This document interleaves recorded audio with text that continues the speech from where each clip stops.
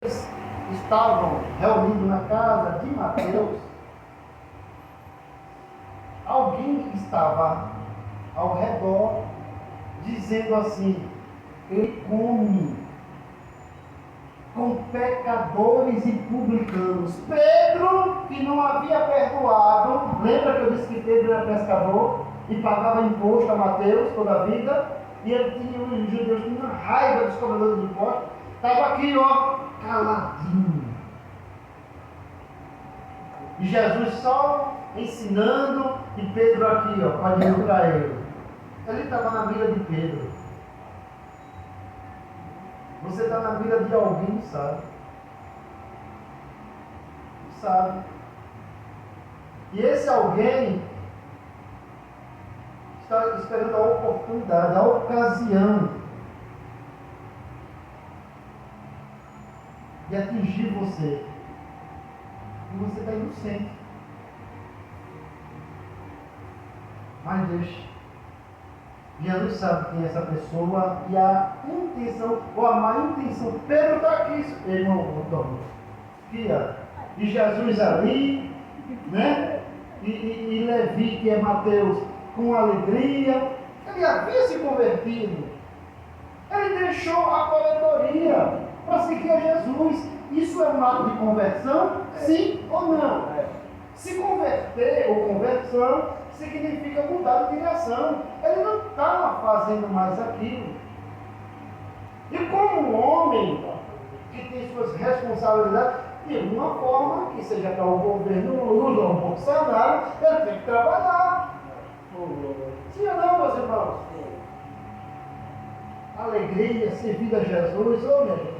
Quem não quer ter um visitante como Jesus dentro da sua casa? Quem quer esse visitante da sua casa?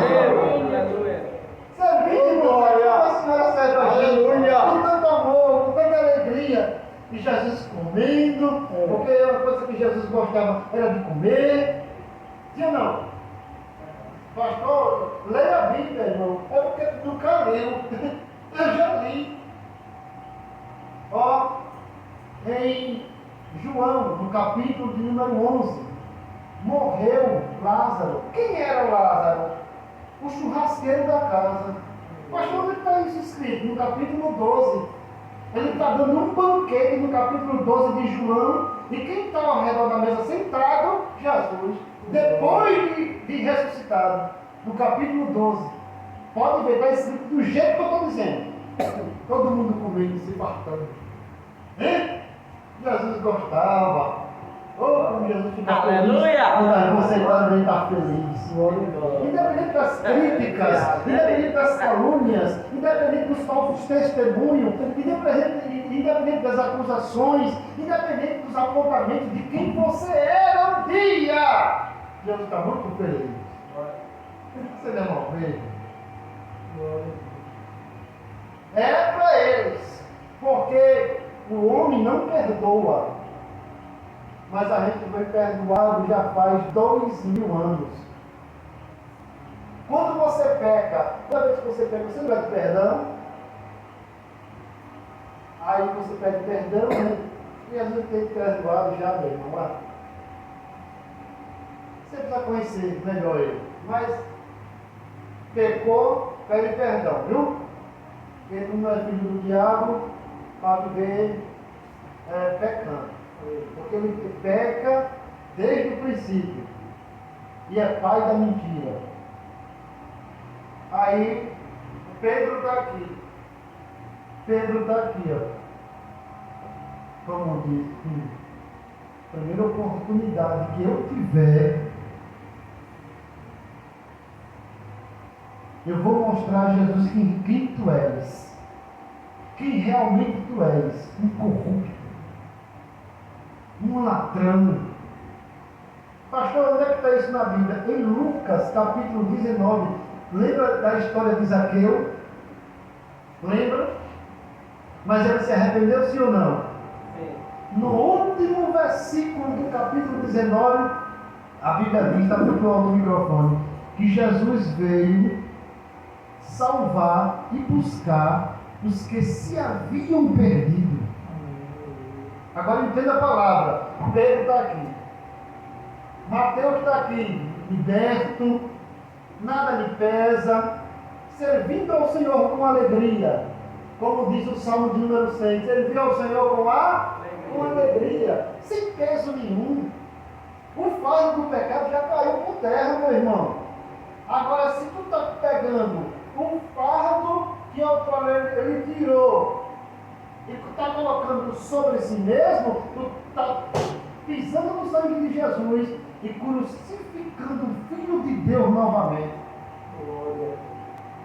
E isto digo eu, com as minhas palavras, diz a Bíblia Sagrada. Ok. Aí, e Jesus ali ensinando, comendo, satisfeito, né? Até então, sem abrir a boca. De repente, ele abre a boca, conhecendo a intenção do coração, e a acusação ou pré-julgamento de Pedro aqui dentro, ele disse assim: não julgueis, para que não sejais julgados. Por quê? Com a mesma medida com que julgardes, não de julgar a vós. A história judaica diz que diante dessa palavra, Pedro abraçou Mateus e o perdoou de verdade. E o perdoou de verdade. Só que o que a gente planta aqui e agora, nós não vamos colher agora. Nós vamos colher depois. E em uma ocasião diferente. Aqui é o início do ministério, quando ele chama esse primeiro discípulo. Ó, primeiro ele chamou Pedro, André, Tiago, João. O quinto discípulo foi Levi, que é Mateus. Ok? Passado 3 anos e meio, Jesus é preso. Os discípulos correm, fogem. Teve um que saiu dali nu. Há quem diga que esse discípulo foi João Marcos. Ok. Pedro está de longe. Jesus está preso. Assim. Preso. Acorrentado aqui. Uma corrente romana. Aqui. No pescoço. Uma corrente. E a ponta da corrente na mão de um soldado. Só que esse soldado não é romano. É um soldado do sacerdote. Eles tinham uma guarnição. O sumo sacerdote tinha a sua própria guarnição de soldados. Sua própria guarda. Isso. E os caras com isso sabem disso. Aí, Pedro vai acompanhando. Ele entra no Sinédrio, na sede do Sinédrio, onde estava Caifás, Anás e Caifás. Se você voltar no livro de Levítico, só havia um sumo sacerdote. Como é que agora? Que corrupção agora? Agora nós temos 2 sumos sacerdotes. 2 sumos sacerdotes, Anás e Caifás. E o que eles eram, pastor? Família. Só era na Bíblia, está na Bíblia isso. É um cunhado. Jesus entra, é julgado e Pedro lá fora, querendo ouvir alguma coisa, e sai alguém e diz: és tu um dos seus discípulos? Não, eu não. Uma mulher sai com púrpura, são tecidos caros, e diz: eu já vi você com ele, você parece com ele. E olha que a jovem diz: você fala igual a ele. Eu nem o conheço. Ó, julgou o irmão Mateus, que havia se convertido. E agora? E ele é interrogado terceira vez, e na terceira vez a ficha cai. E ele cai, e ele corre, sai dali, vai para o meio da praça. E ali tem um poço. E ele se curva no poço e começa a chorar. E a Bíblia diz que ele chora amargamente,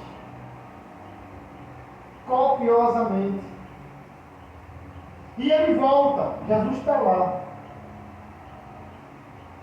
sendo julgado, pré-julgado. Jesus apanhou, ficou com o rosto desfigurado, bateram nele, porque ele afirmou ser filho de Deus na frente do sumo sacerdote.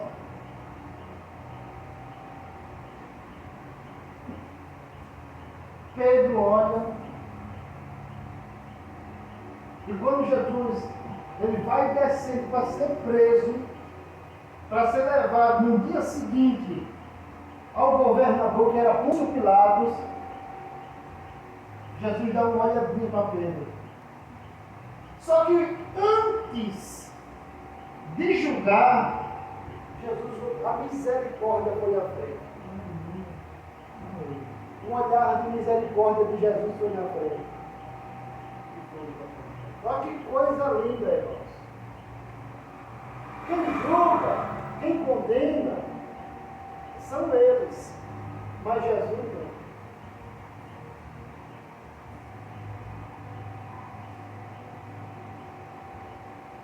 Pedro auto se excluiu. Jesus foi para o Gólgota. Morreu. No domingo de madrugada, Maria estava chorando. Estou terminando. Ouve-se um barulho. O anjo revolve a pedra. Ou remove a pedra. Ela se afasta, mas não vai embora. Os soldados romanos correm.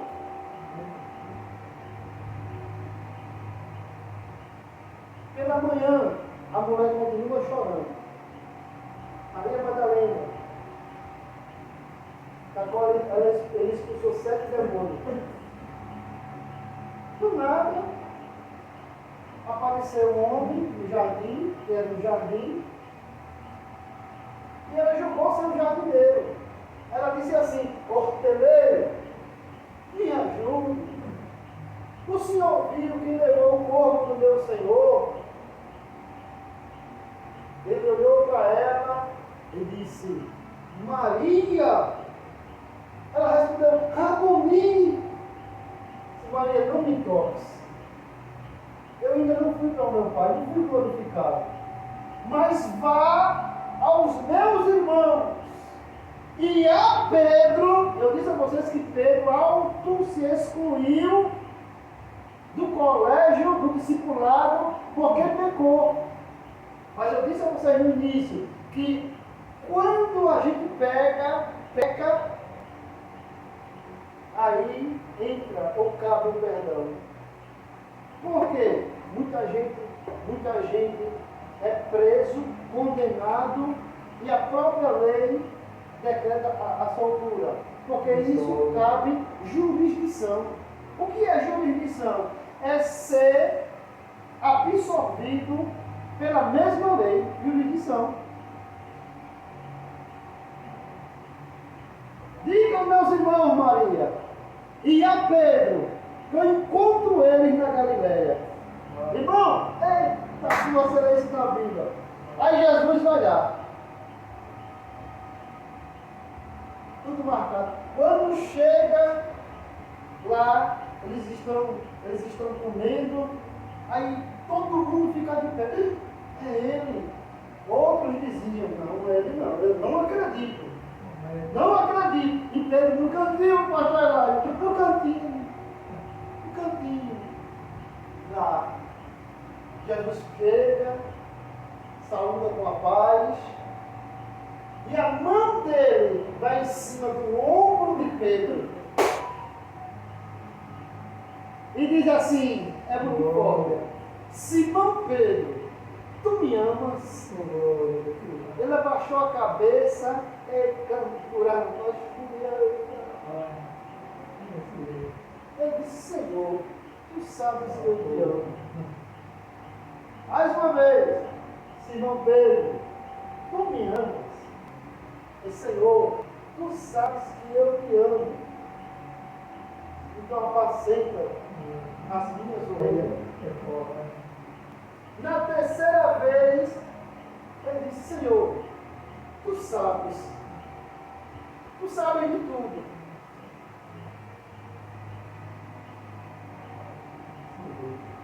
Jesus estava dizendo, lá, enquanto eu estava sendo pré-julgado pelo Sinédrio, tu me negou 3 vezes.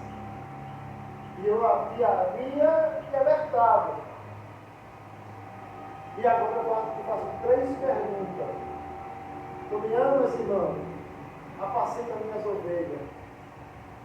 Porque o homem só é grande diante de Deus quando ele se humilha. Eu vi a tua humilhação. Eu vi quando você chorou. O homem pode errar, pode cair, pode pecar. Mas aí entra o perdão.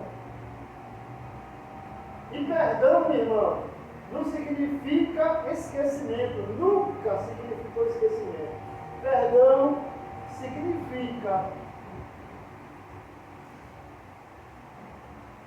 você olhar para a pessoa que lhe feriu, que pecou contra você, que lhe fez mal, e você não tem mais nenhum tipo de ressentimento, mágoa, e não, você simplesmente perdoou. Seu coração está liberto.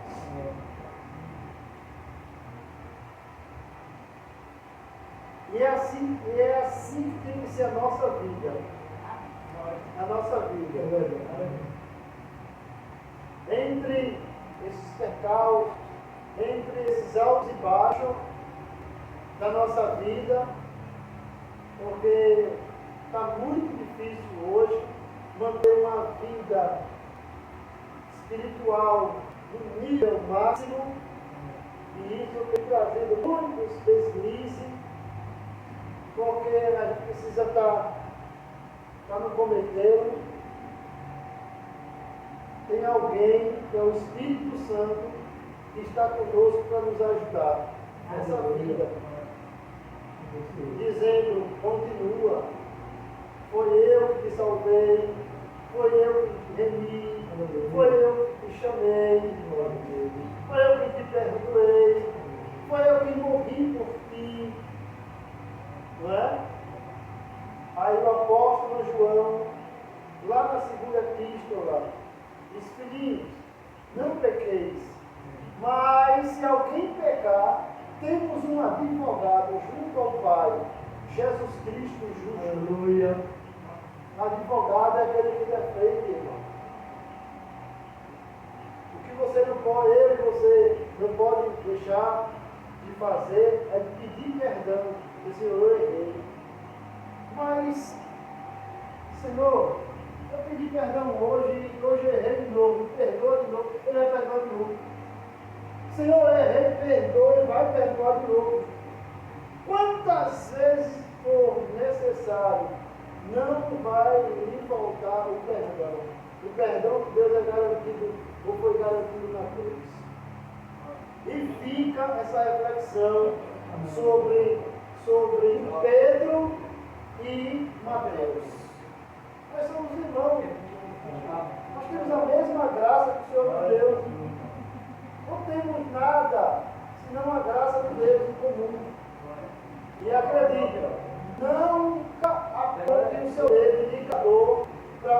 pessoa que está debaixo da graça de Deus. Porque ele pode estar no mundo do crime, mas amanhã ele pode estar aqui me ensinando. Porque os últimos serão os primeiros e os primeiros serão os últimos. Que Deus nos abençoe. Glória a Deus. Vamos estar em pé. Glória a Deus.